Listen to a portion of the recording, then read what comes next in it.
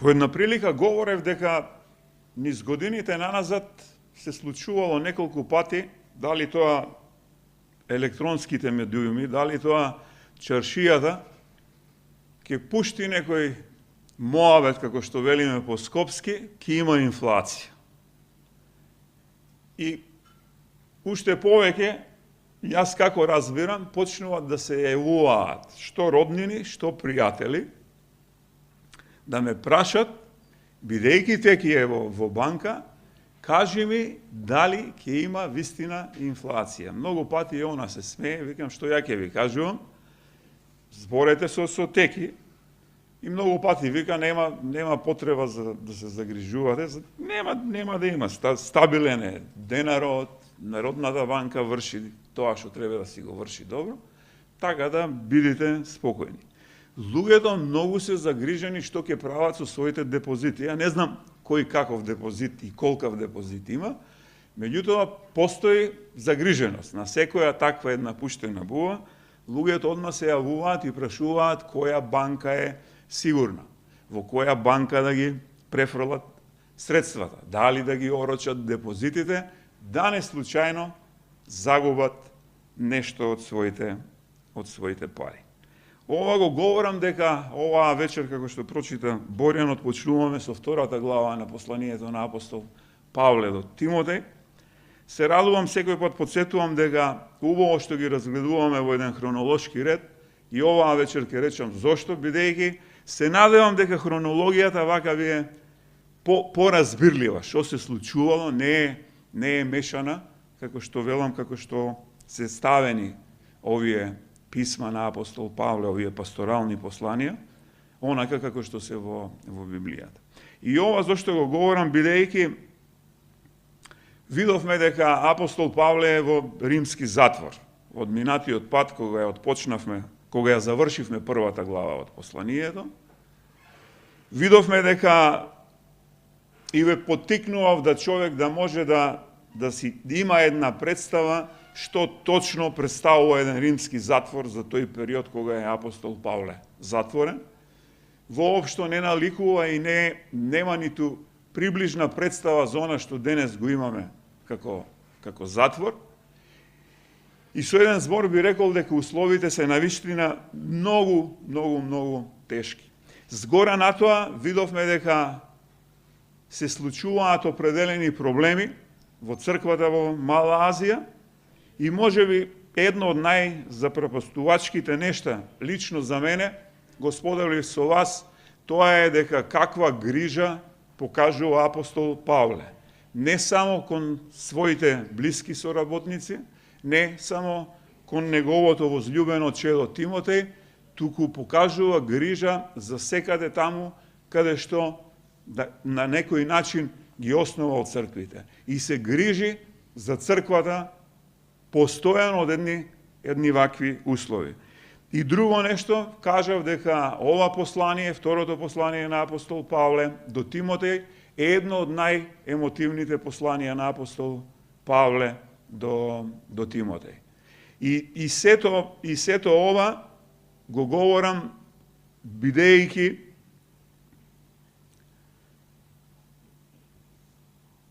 споделив со вас дека, барем за себе говорев, кога би бил во една ваква тешка ситуација како апостол Павле, последното нешто би било да бидам загрижен што се случува со луѓето кои што се надвор или што се случува со црквата. Меѓутоа, од друга страна, треба да имате во предвид, кога говорам црквата за први век, треба да знаете дека немаме деноминации.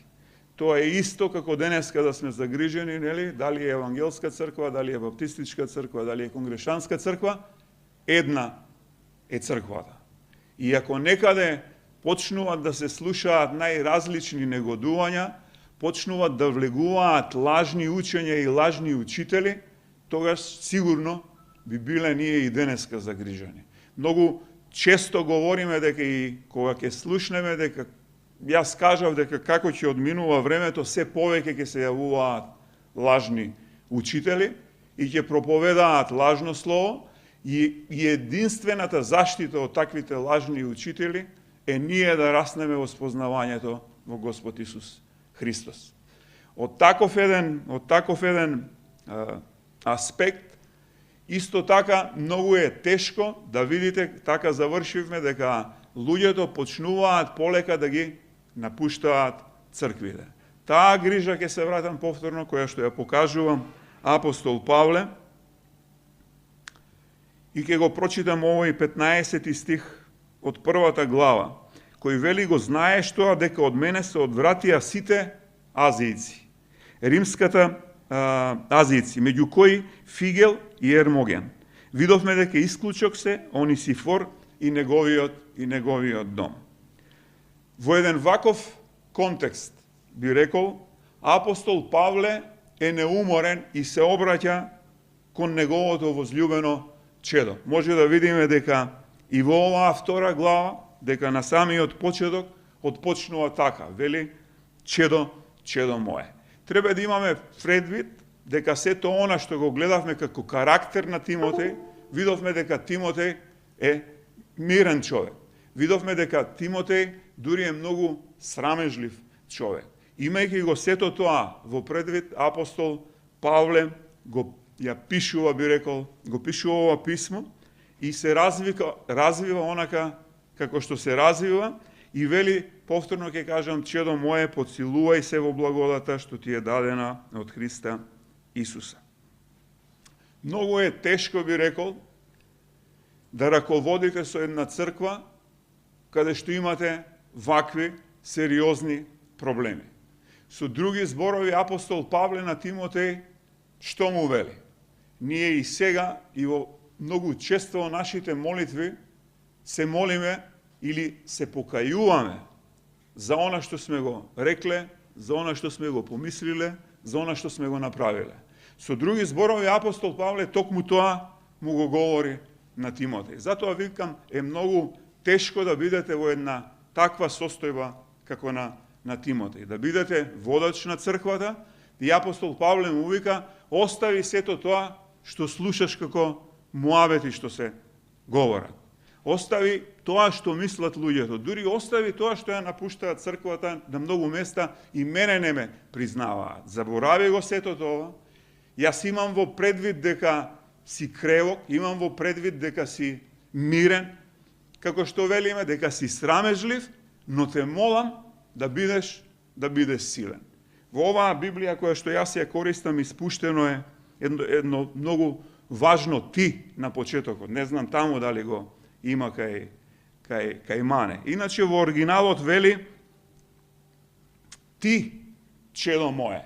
Со други зборови, тоа ти е многу важно и многу битно и означува, апостол Павле му вери: барем ти, чедо мое, покрај сите овие случувања што се случуваат, да останеш во вистината. Да останеш како што вели во благодата. Да бидеш силен или да се подсилуваш, вели текстот. Може да си замислите во едни вакви услови апостол Павле, обраќајќи му се на Тимотеј, да се откаже и Тимотеј од една ваква позиција. Нас многу често, би рекол, во црквите не се случува луѓе кои што се верни, веруваме дека се на новородиле, Христос е нивниот спасител, не само спасител, него и Господар, и се откажуваат, да речеме, од нивната служба, не знаејќи ни зошто, не знаејќи ни од каде. Ова го говорам бидејќи апостол Павле ова што го пишува до Тимотеј. Може ли да си представите во едни вакви околности, како што ги споделувам со вас, Тимотеј да потклекне и да се откаже? Бидејќи воопшто не е лесно. Воопшто не е лесно да водите црква која што во тој период е прогонувана, кога луѓето се затварани, не само што се затворани по затвори, него се убивани поради верата. И апостол Павле вери: ти, барем ти, со други зборови, пак ја повторам, те молам да останеш верен. И како? Вели да се во благодата. И овде кај мене вели благодата што ти е дадена од Христа Исуса, во оригиналот е во благодата што ја имаме во Христа Исуса. Бидејќи имав едно прашање, па велеа што е разликата меѓу во Христа Исуса и од Христа Исуса, јас велев тоа како да ви дадат било што, ќе си го земете со вас и тоа е ваш. И си го носите дома и си го носите каде што ќе посакате. Кога сакате го користите, кога сакате го употребувате. Овдека контекстот не е таков. Ние може да се подсилува, ние можеме да имаме пристап до благодатта. Ние ќе видиме зошто ни е потребна преку целиот наш христијански живот благодата. Бидејќи може да имаме благодат само кога сме во Христа. Можеме да имаме благодат, можем да имам корис од мите, само додека чекорам заедно со мите. И не случајно овдека токму това го нагласува апостол Павле.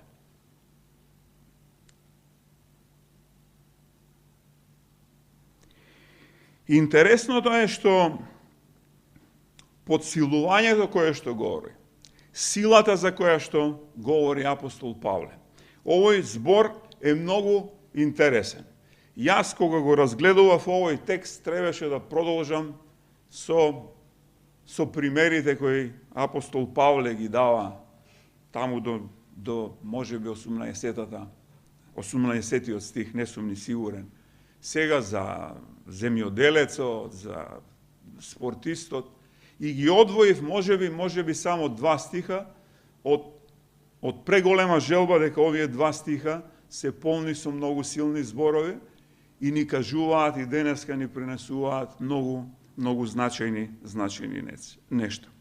Подсилувањето, како што реков, што говори апостол Павле, не станува збор за некаква сила која што ја има самиот Тимотеј. Не станува збор, не му вели како што викаме ние нашки, ајде сега ќе стиснеме заби, па машки ќе издржиме. Не станува збор за таква сила.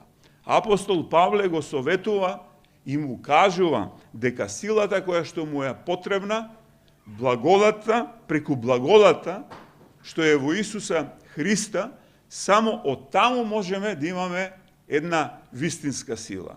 И овој збор е многу интересен, бидејќи силата за која што го објаснува овој збор, станува, како да ја објаснам, да бидете внатрешно хомогени, да бидете внатрешно, да имате густина. Таква една густина, таква една сила внатрешна, таква една компактност, би рекол, може да имате само преку благодата во Исуса Христа. И нема како на друг начин да ја добиеме. Не само што продолжува дека нас благодата ни е неопходна за спасувањето. Тоа веќе, затоа рекол, го видовме многу јасно во изминатите проповеди. Но благодата ни е неопходна преку целиот наш христијански живот. Било какво да биде нашето служење, и тоа го говоревме. Не можеме да бидеме Христови, не можеме да сме, како велиме ние, да сме на новородени, а да не сме ставени во служба, нели, во заедницата ќе видиме. Кога сме во една таква служба, дали ние како проповедници, дали како луѓе славители, без разлика, сите ние на некој начин, кога сме се определили да бидеме дел од Христовото тело, кога сме се определили да бидеме дел од црква Добра вест, ние имаме некакво служење. Какво и да биде тоа служење, нема големи и мали служења, меѓутоа ни е неопходна благодата за да можеме да ги извршуваме нештата онака како што треба. И не само тоа, во првиот стих, во првата глава, 9 стих, велеше: кој не спаси и не повика кон свето звање, не поради нашите дела, туку по својата добра волја и благодатта, што ни е дадена во Христа Исуса пред вечни времења. Основната работа, пак ќе се навратам, Тимотеј му е неопходна сила за она што апостол Павле го говори веќе во вториот стих. Отпочнува дека барем ти да останеш верен, барем ти, чедо мое, да обстоиш, како што велиме во вистината, но за да обстоиш ќе ти биде потребна благодатта која што можеш да ја имаш во Исуса Христа. И од тука јас оваа вечер ќе остане дека ова како еден вовет на првиот стих, сакам да говорам за вториот стих и реков да видиме ни што се тоа треба да помине Тимотеј, низ какви, ја ги насловив како 4 столба, како 4 етапи, низ кој тој треба да помине. Зошто му е неопходна силата и зошто му е неопходна благодата преку која ја добива таа сила за да може да помине преку овие нешта. Првото нешто или првата етапа велиме дека апостол Павле говори, ние видовме и минатиот пат, затоа отпочнав за залогот кој што е даден. Говориме за верата. Прво и основно, не може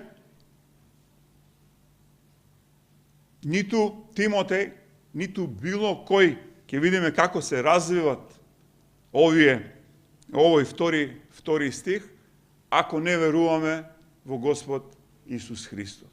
Основната работа е да поверуваме, да се нановородиме, да се покаеме за стариот живот и од тука натака да отпочнеме еден нов живот, со еден новороден, како што велиме, дух во нас. Дух кој ни е помошник, дух кој што го менува нашето мислење, дух кој што ги менува нашите не само мисли, него нашето однесување, го менува, велиме, нели, нашето срце. И тој не аргументира не само во Галатјаните, се извинувам.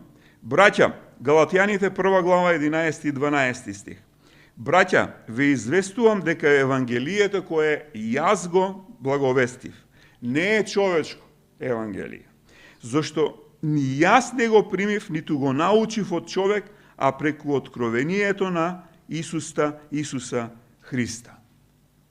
Апостол Павле во 1.12 говореше, како што реков, за тој залог зборевме.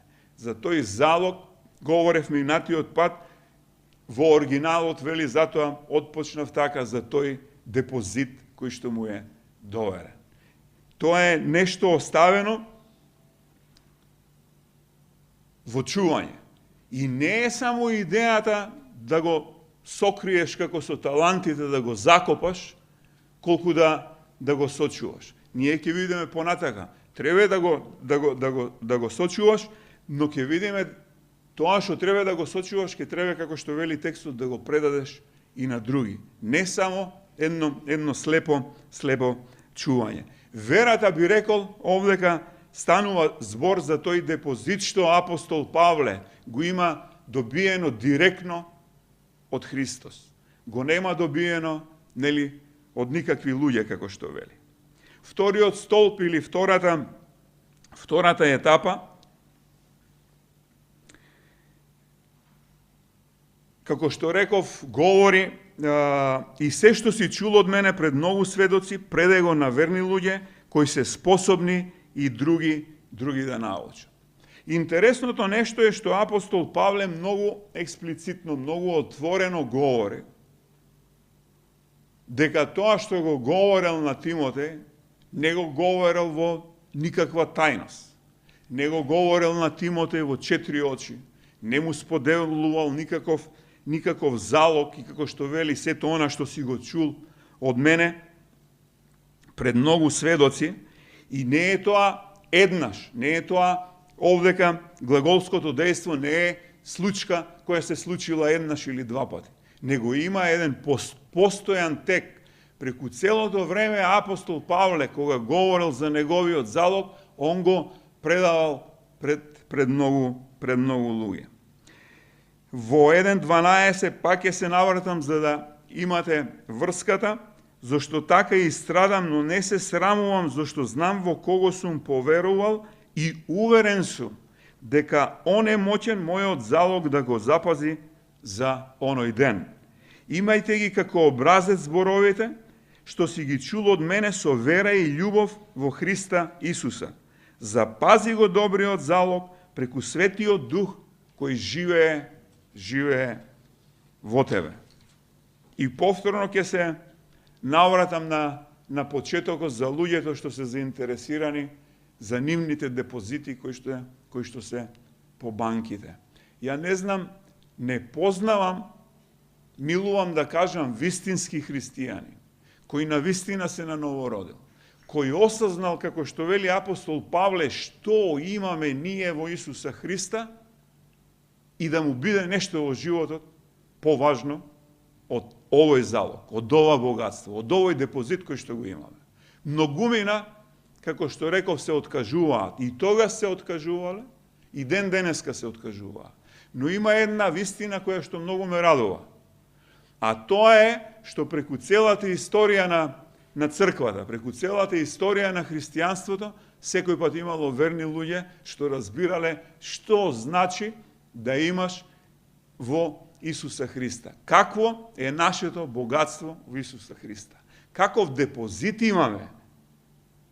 Плюс за благодатта, која повторно ја имаме во Исуса Христа. И тој залог, како што вели, тие здрави зборови, тие вистинити зборови, Евангелието кое што, или радосната вест, Тимотеј го слушал постојано од апостол Павле и секој пат се случувало тоа, како што реков, пред многу сведоци. Интересното е што овие зборови на апостол Павле направиле многу, би рекол, значајни се овие зборови на апостол Павле преку целата историја, особено, како што рековме овдека, каде што и минатиот пат говорев, полека навлегува гностицизмот во црквите.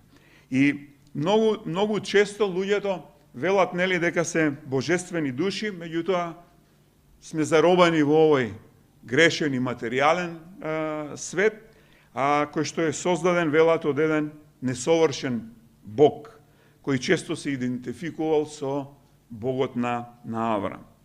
Но интересното е, овде ќе извадив еден дел кога студирав теологија, работев на Тертулијан, па на некој начин се влюби во Тертулијан. Имам и неколку книги, и Тертулијан од Картагина во своето дело Правила наспроти еретиците од 200-та година, во 25-та глава ќе рече токму против и говори и пишува против гностицизмот. Тертулијан не се согласува дека апостолите нешто доверувале јавно, а други нешто им ги доверувале тајно, само на неколкумина избрани луѓе. И тој се аргументира така што ќе рече токму ова што го говори апостол Павле. Цитирам, вели, апостолот Павле апелира кон Тимотеј да го запази залогот. Во заграда нема навестување за сокриена доктрина. Се е многу експлицитно кажано.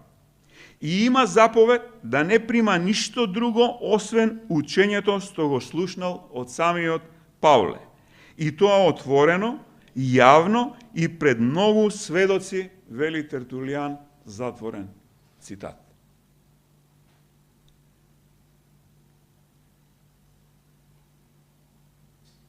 Ако првата етапа е верата, расчистуваме дека, и јас верувам дека сите овдека сме верни и на новородени. Не станува збор за Тимотеј дека е дете на апостол Павле, возлюбеното чело, дека е верно чело, дека раководи со црквата, дека има поддршка од него. И втората нешто, како што реков, ќе му требе сила, не негова, не собствена, не со наши сили. Ние многу пати викаме, моите уменија, јас што сум направил. Ништо не сум направил, ниту ја, ниту било кој друг. Сето она, ако има нешто што сум го направил по благодатта во Исуса Христа. Тоа е негово дело. Без Христос сме ништо. Без Христос Нема никаков успех, нема никаков напредок. Во таков еден контекст, третата етапа или третиот тој столб, Тимотеј, сето она што го слушал, како што вели, пред многу сведоци, треба да го предаде, вели, на верни луѓе. Кои се тие верни луѓе? Во една прилика, велеа, нели, почнува со верноста, дали сега повторно се повторува. Верните луѓе, овдека во зборот се, прво мора да кажам, многу често, луѓето се разочаруваат и не поистоветуваат со оние од кои што се разочарани во контекст на христијани. И тој христијанин бил лажго, оној христијанин бил неодговорен, другиот бил, не знам, мамел. Да бидеш, повторно ќе кажам, вистински на новороден. Да бидеш вистински христијанин, како што вели овдека словото, основната работа, тоа е една монета со нејзините две страни, ти треба да бидеш одговорен христијанин. Со христијанството овдека, токму тоа ни го кажува не само овдека.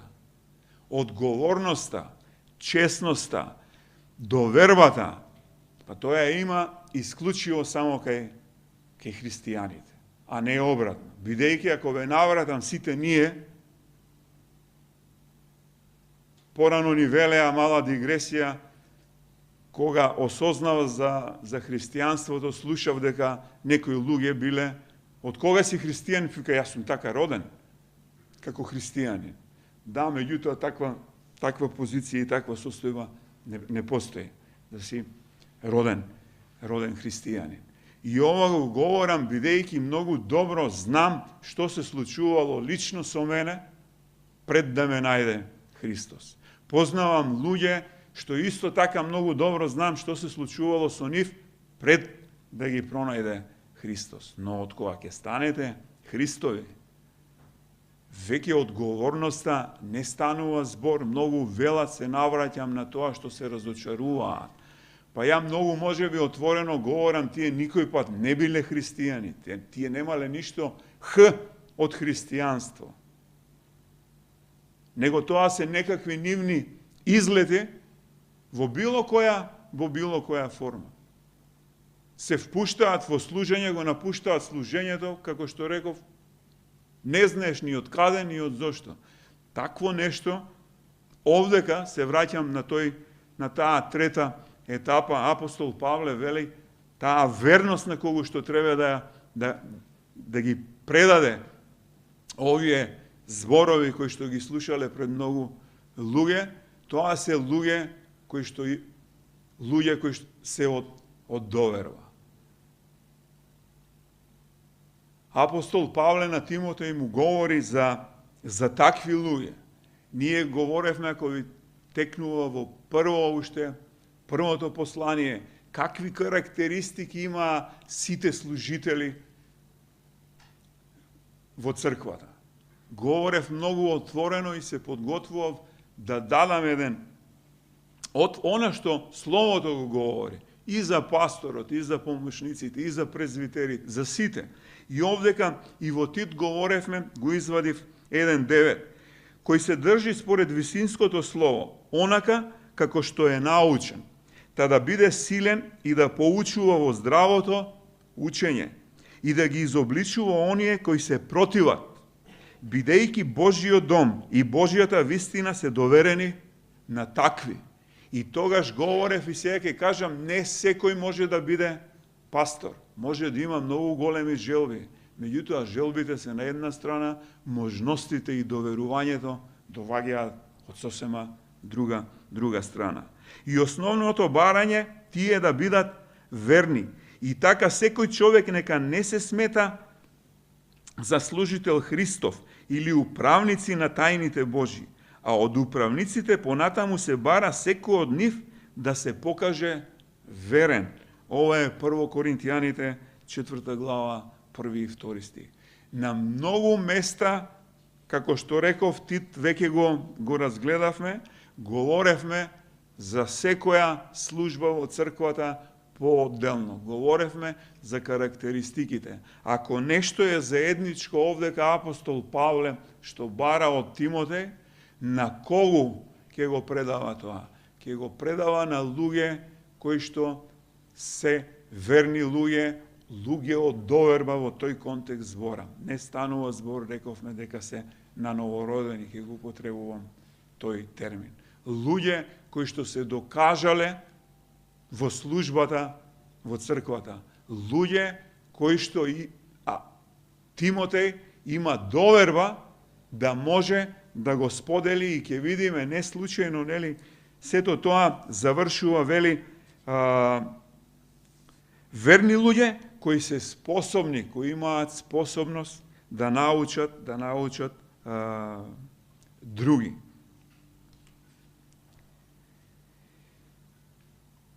Последната, четвртата етапа, четвртиот столб. Основното, рековме, човек треба да биде на новороден. Човек треба да е Христов.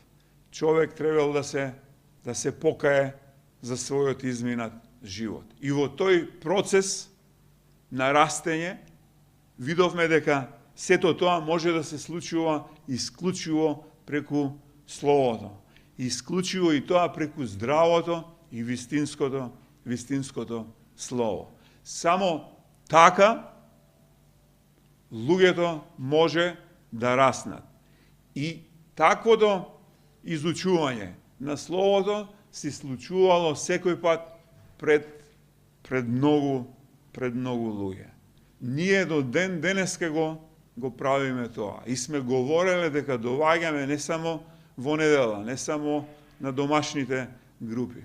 Се собираме и го изучуваме Словото во континуитет, не еднашка, не еден меѓу друг, не еден наспроти друг, него пред мноштво народ. И многу пати говорам и сега скоро се смеевме, сега е уште колку добро, некои се жалат бидејќи се што си изговорил човек, сето е снимено. И последната, како што реков, четврта етапа, вели вториот стих, да се способни да научат други. Со други зборови, способноста или компетентноста е многу важна. Не секој може да застане и да го слави Господ. Затоа сме говореле дека во Словото станува збор дека сме како тело, како организам. Нема важни и помалку важни функции. Секоја функција, секоја служба си има свое значење. И едни без други не можеме. Говорев и за тоа дека сето она што сме го добиле од Бог, сите наши таланти треба да ги употребиме. Говорев и тоа дека не постои човек кој што нема дарба за нешто. И тоа не е една. Имаме по неколку дарби. Тие дарби ни се дадени за да ги употребиме и да ги искористуваме во еден ваков контекст, јас со моите дарби да ви служам на сите вас. Мите со неговите дарби да ни служи на останатите нас. Така работи човековиот организам. Нема орган кој што работи самиот за себе си. Секој орган во човековото тело ги обслужува другите органи. И интересното е, повторно ќе се навратам на 1 Тимотеј, 3 глава, каде што вели, но епископот треба да е непорочен маж, на една жена, трезен, целомудрен, чесен, почитуван, гостолюбив и поучлив. Зборчето е дидактиој, способен да има таков дар да може да поучува. Не секој го има дарот да може да поучува.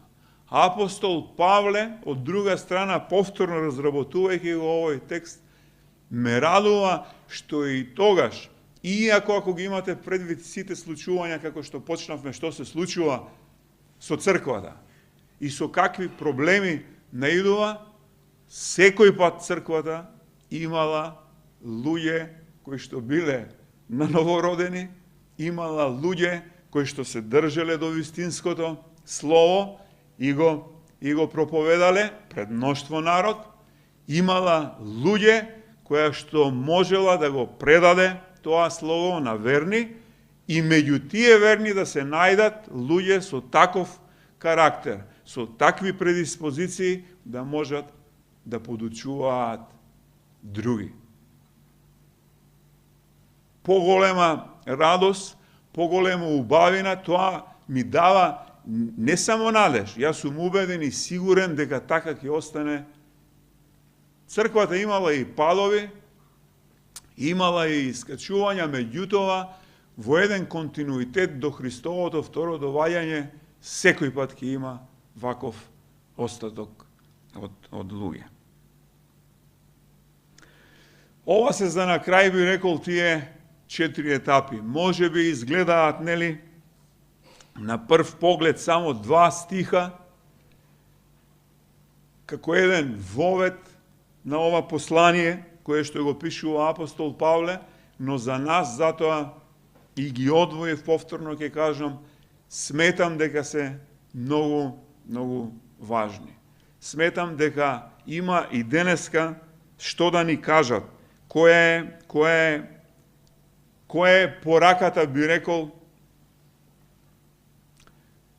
во денешни услови.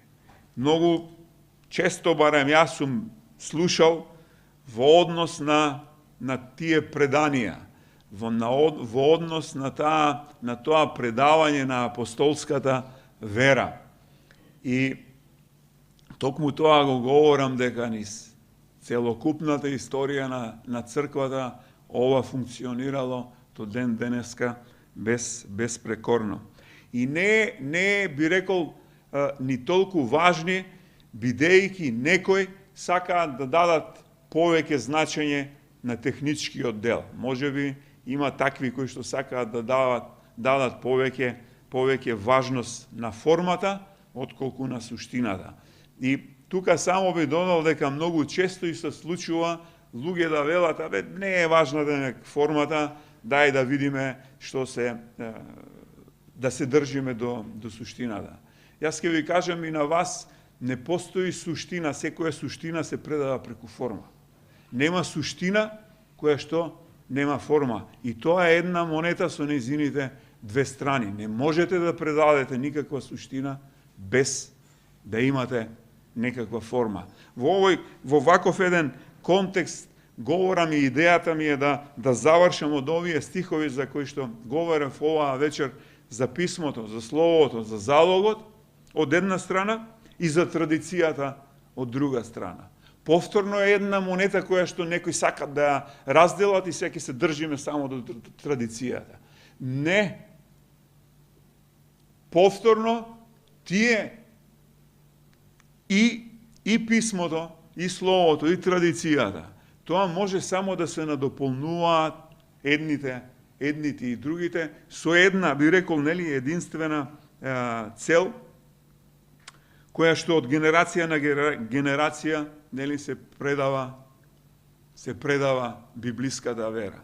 А библиската вера, па и вечерва може да видиме, си апостолската вера, која што до денеска